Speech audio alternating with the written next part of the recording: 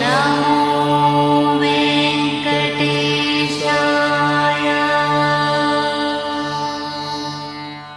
వస్తే వేరు, అహంకారంలోంచి వస్తుంది. నా అంతటి వాణ్ణి అని మొదలు పెడతాడు.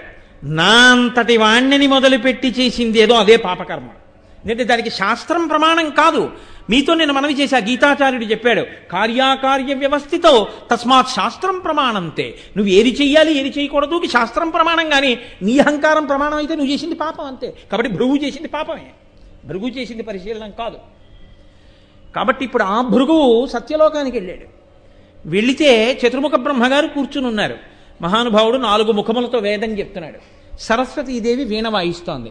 ఆయన శ్రీమన్నారాయణుడిని స్మరించి స్తోత్రం చేస్తున్నాడు. ఏమిటి దోషం? నేను మా గురువుగారి దగ్గరికి వెళ్ళాను అనుకోండి, నేను మా గురువుగారిని చూడగానే నేను నేల మీద పడి నమస్కారం చేసి లేచి నిలబడతాను, నా కర్తవ్యం. మా గురువుగారు ఇలా చూసి కూడా ఏమనకుండా ఏదో మాట్లాడుతూ ఒక పావుగంట సేపు ఊరుకున్నారనుకోండి, తండ్రి కన్నా గొప్పవాడైనటువంటి గురువుని నన్ను చూసి కూర్చోమ్మనలేదు గురువుగారని నేను ఏదైనా గురువుగారి గురించి వదరి మాట్లాడాను అనుకోండి, నేనా పాడయ్యేది గురువా? తండ్రి కూర్చో అనలేదని తండ్రిని అగౌరవపరుస్తామా?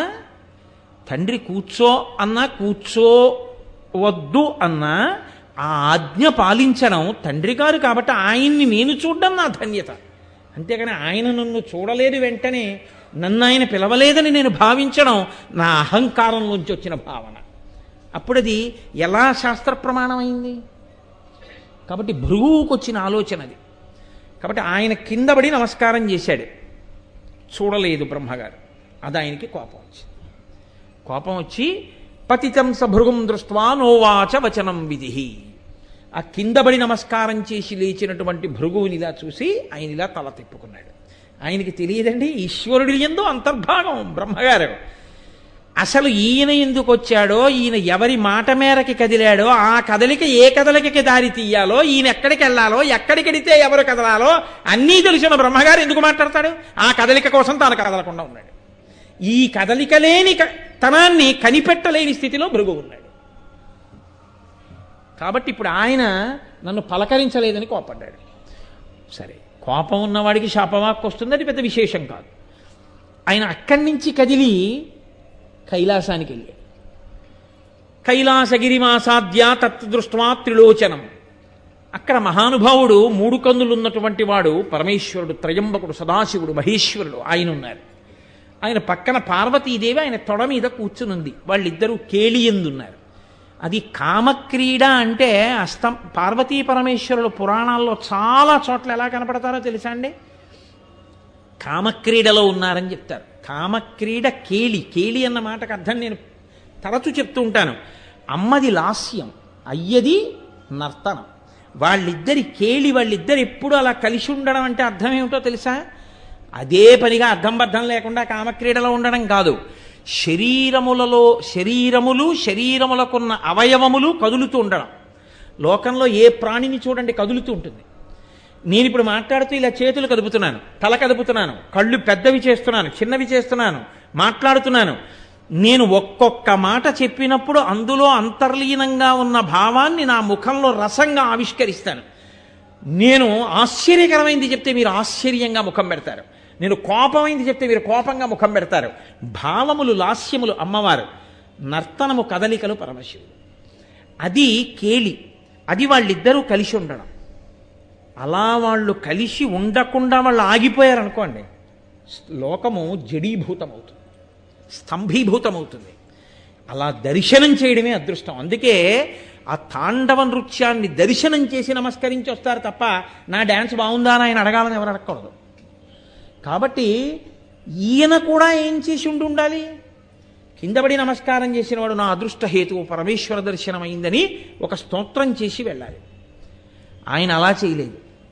నన్ను పరమశివుడు పలకరించలేదు. అది శాస్త్రమా? అది అహంకారంలోంచి పుట్టిందా? నిర్ద్వందంగా అహంకారంలోంచే పుట్టింది. అది భృగువే కావచ్చు. ఎక్కడ అవసరాన్ని బట్టి అక్కడ అలా చెప్పక తప్పదు. నేను అందుకే మహర్షిగా నింద చేయట్లేదు. కానీ ఆ సందర్భంలో అవతార ప్రయోజనానికి వచ్చినటువంటి కదలికలు చెప్పినప్పుడు అలా చెప్పడం తప్ప మరొకలా అవకాశం లేదు. కాబట్టి ఇప్పుడు ఆయన ఏకంగా పరమశివుడి మీద నిర్ణయాధికారి. అది ఆయన విచిత్రం. ఏమి ఆశ్చర్యం అండి! పరమశివుని యొక్క వైభవానికి ఈయన న్యాయమూర్తే, చతుర్ముఖ బ్రహ్మగారి వైభవానికి ఈయన న్యాయమూర్తే. ఏమి వాళ్ళకన్నా గొప్పవాడా ఈయన? వాళ్ళ సృష్టిలో వచ్చినవాడు కాడా?